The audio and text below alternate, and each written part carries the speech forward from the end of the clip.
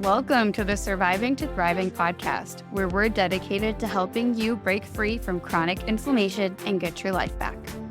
I'm Dr. Rachel Yeager, naturopathic doctor and medical intuitive, and the founder of the Surviving to Thriving method of chronic illness recovery. Join me as we uncover strategies for overcoming health challenges and restoring your physical, mental, emotional, and soul health. Together, let's embark on a journey to thriving.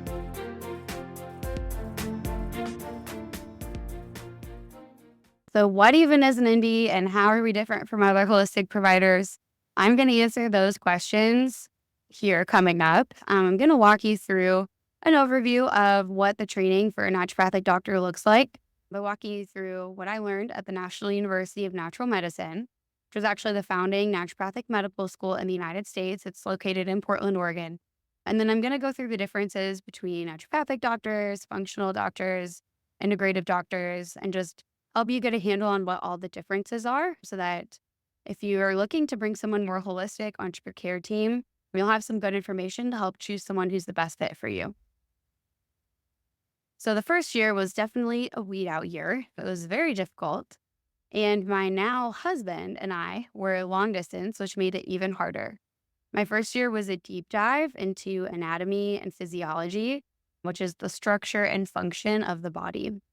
I still remember walking into the cadaver room, into the cadaver lab, and thinking, there's no way I'm going to be able to do this without passing out. But by the end of that first quarter, we were all going to cadaver lab right after lunch because that was when I was scheduled to go, and it was no problem. In my second and third years, we dove into each specialty. So cardiology, pulmonology, reading EKGs, reproductive and women's health, gastroenterology, cardiology, pulmonology, hematology, urology, all the ologies of all the parts of the body. And we even had a whole musculoskeletal block for assessing, strains and sprains and reading x-rays, learning how to bandage different wounds and what to do to help fractures heal, and doing musculoskeletal manipulations. So chiropractors do adjustments, naturopathic doctors learn similar manipulations to pop ribs and things back in place. My education included not just memorizing what medication and, the medication algorithms were for specific symptoms or for specific lab results, but actually diving deep into the pharmacology and understanding specifically what receptors and pathways and biochemical pathways that different classes of medications were working on in the body. So understanding down to the cellular level, what is happening? What are the reactions that are happening? How are different medications actually working? But lots of time was dedicated to learning about all different types of herbal medicine, when to use certain herbs, how to combine them, how to use them safely, what were the active ingredients, and what was essentially the pharmacology, the mechanism of action of those specific herbs on the body. And I talk in episode 1 about how my health started to go downward by year 3 in medical school. At that point, I was going to all my classes and I was an intern doing clinical rotations. I'd passed the step 1 board exam. So all doctors take a written step 1 board exam at the end of year 2. Naturopathic doctors take the NPLEX, MDs take the USMLE. I was learning how to formulate IVs with all different types of nutrients and how to administer IV injections and how to draw blood. And we practiced all of these on each other, by the way. I passed all of my OSCE exams. So those are the performance exams for each level of internship as I moved up in my intern status for my clinical rotations. So for those, I had to enter a room with a card listing a single health complaint for me to address with the standardized patient who was a paid actor who was sitting in front of me. And I had a very short time to evaluate them with the appropriate physical exams, ask all the appropriate questions, and then state, what next imaging or labs I would order, give a working diagnosis with my reasoning, and then detail out a treatment plan with names and dosages of everything. And we also had to show we're adept at a lung exam, a heart exam, assessing fractures. We do a pap smear and even a testicular exam. Thankfully, those are now on standardized patients. And so when I completed rotations and graduated, I studied, honestly, I studied like a full time job to pass our board exam step 2. So the naturopathic exam includes the standard primary care areas, all those ologies, the cardiology, pulmonology, pediatrics, pharmacology, emergency medicine. But it also included herbal medicine, homeopathy, and a few more areas like therapeutic nutrition, minor surgery, lifestyle and movement, and physical medicine, which is similar to, orthopedic approaches. So after 4 long years, I was finally officially a licensed naturopathic doctor. I then had the option to practice as a primary care doctor or to branch out into a specialty area. And I spoke in episode 1 about how I started to get mysterious symptoms, and I unknowingly was living in an apartment with mold, and it brought out a ton of other infections and illnesses that took specialty labs to diagnose and a really specialty strategy to recover from. And I ended up working for the specialized complex clinic that got me on the path to recovery. We saw patients who hadn't gotten help at Mayo or Cleveland or Stanford, and the way we practiced, it was really a revolutionary way of looking at the chronic inflammation cycle and cellular health in a system called chronic inflammatory response. And chronic inflammatory response syndrome can be triggered by any immune threat. And the cell danger response goes hand in hand with that. It's a cell reaction to this inflammatory response.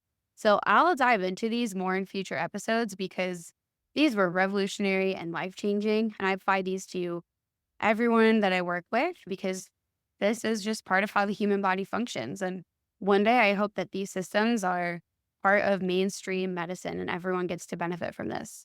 But understanding this, the system of how the body is truly working, it changed my life. I was able to blend this revolutionary inflammation knowledge with all of the foundations of naturopathic medicine, such as hormones and cortisol, stress, which is our stress energy hormone, blood sugar, getting quality sleep, gut health, and blend all of that with the brain repair exercises and mental health support that had worked for me. And I used myself as a test subject. I consolidated everything that had gotten me my life back, and I pioneered the comprehensive surviving to thriving method to include all of that together.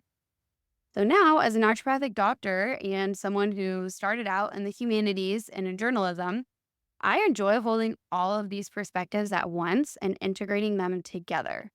Part of why I chose naturopathic school over other routes is because I wanted to know everything about a root cause approach. I wanted to know all about holistic healing, but I also wanted to know how to incorporate the amazing new advances in modern medicine, like labs and imaging and pharmaceuticals, when serious support for more advanced emergent conditions is needed. So, how does an ND compare to other providers? And I'm saying ND as a naturopathic doctor. So, obviously, there's no direct comparison because I believe the helpfulness of each provider is going to come down to how much they care, their willingness to keep learning, their bedside manner. So, what's their rapport with you? Are they showing empathy? Are they engaging with you? How good is their communication? And then their individual approach. But there are some fundamental differences to be aware of that I think can be helpful. So let's back out and start with conventional medicine. Conventional medicine is mostly a sick care model that follows an algorithm to address a symptom or lab result that is showing a sickness. So take diabetes, for example. Conventional medicine, it's becoming more holistic overall, but for the longest time, if someone's hemoglobin A1C or blood sugar level showed that it was high enough for, pre-diabetes, just 1 point away from being considered fully diabetic, then no treatment was started until they caught bad enough to officially cross into diabetes territory. And an MD, so medical doctor's toolbox, mostly includes drugs and surgery. Now, let's look at functional medicine. Functional medicine doctors go to 4 years of conventional medical school. So they're an MD or go do the regular med school route. And then after, they take a course in functional medicine after graduation. So, functional medicine means taking into account how the body is operating on a deeper level and starting to treat the root cause of disease. Nurse practitioners and PAs can also receive post-grad functional medicine certifications. DOs can receive this as well. It's not just MDs. DOs used to be more alternative, but the profession streamlined to gain the same practicing and surgery privileges as MDs. So some DOs may have a more holistic outlook because their school might show a few more things about, structure and how that can impact the body. And their curriculum does tend to have an added focus on spinal manipulation, hence the osteopathic medicine part of their name. An integrative doctor, on the other hand, they also went to conventional, regular med school. Then they do a residency that is still under the purview of the conventional medical system, but it has a little bit more holistic lens. And this area considers how symptoms might be connected and refers patients to many different forms of therapy to improve wellness. So they could be the central point for directing people to acupuncture, bodywork, yoga, meditation, things like that. Now, on the other hand, naturopathic doctors go to 4 years of entirely holistic medical school and learn a wellness model. So, not a sick care model, but a wellness model of foundational wellness with prevention instead of only correcting once disease has progressed and already happened. A side note here is that what's confusing is that you might hear the term naturopaths or even hear some people calling themselves board certified naturopathic doctors who did not go to medical school. So these are certified traditional naturopaths, which is a type of health coach. In most states, calling yourself a doctor without having a medical degree is not allowed. But because naturopathic doctors who've gone to medical school, because they're not licensed in all US states yet, there aren't any clearly defined regulatory agencies in every state or federally that would regulate that term. So I understand why people are confused by the term, which is why I like to clarify all of my training and credentials to my patients and my clients. Another term that can be confusing is integrative health practitioner. Practitioner is actually not a regulated term. So there are health coaches who get a certification in a root cause health approach, and they can call themselves practitioners, integrative health practitioners. And this is a type of more advanced health coach. And remember, any provider or coach can be helpful if they're a good fit for the person that they're working with. And then moving on to a dietitian, this is someone who's trained in the calorie breakdown and, what are some of the therapeutic diets that people can use for things like diabetes, for example. To be called a dietitian, they have passed licensing exams. However, these licensing exams are based on a conventional medical approach. So dietitians tend to be more conventional. They might follow the government food pyramid with grains being the largest group, things like pasta and cereal and bread. Nutritionists may be more likely to have a more root cause holistic approach, but the term nutritionist is more unregulated. So the trick is finding someone who has a master's degree or an equivalent program instead of someone who is a self-declared nutritionist. Nutrition programs typically do not cover anything outside of food. They don't cover anything that would require a medical background for safety reasons. And some dietitians, they also call themselves nutritionists. It can be used interchangeably, kind of like a rectangle square analogy here. And some dietitians do have a more holistic approach. So it's very individual when it comes to working with a dietitian or a nutritionist. And last, some chiropractors act similarly to functional medicine doctors or even naturopathic doctors. Really depends on what school they went to. Chiropractic schools vary tremendously. And it depends on what state they're in, as the schooling curriculum varies state by state and the practicing laws vary state by state as well. So some chiropractors can act similar to a primary care provider, and some chiropractors are just doing manipulations, helping pop ribs back in place, that kind of thing. So always use discretion when seeking out any health providers. There are some amazing conventional providers, coaches, and some terrible functional and naturopathic doctors out there. So definitely do your research.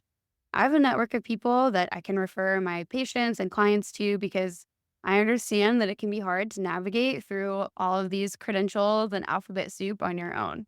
And because of my extensive training, I can understand where different practitioners are coming from and why they're making the decisions that they are. But I like to give my clients all of the options so that they can fully understand what they are agreeing to and how the path that they're going down will help them. Some options might be more naturopathic, and other options that we do might be more conventional. So the important thing is that it is your choice. My hope is to always blend all types of medicine. I want to best help my patients and clients, and I truly care about the people I work with. And I understand how they feel with everything that they're going through. And I think having options so that you can feel empowered and informed, and having options so that you can choose your course of healing, I think that that is super important. And that's part of the healing process in itself. And my experience with chronic illness, personal experience, and most importantly, my holistic doctorate degree as a naturopathic doctor, these are what make me a unique provider and why I'm a great fit according to a lot of my clients and patients. I hope that you can find someone who you feel like is a good fit and really understands you. And if you are looking for someone to add to your care team and you feel like you haven't found that yet, feel free to reach out. I'm always happy to chat with you, do a free phone call chat, and get to know you a little bit more. Thank you for tuning in to today's episode of the Surviving to Thriving podcast. I hope you found inspiration and valuable insights to support your journey towards better health and happiness. Remember, each health journey is unique. This podcast is not medical advice, and it's essential to consult with your healthcare provider before making any changes.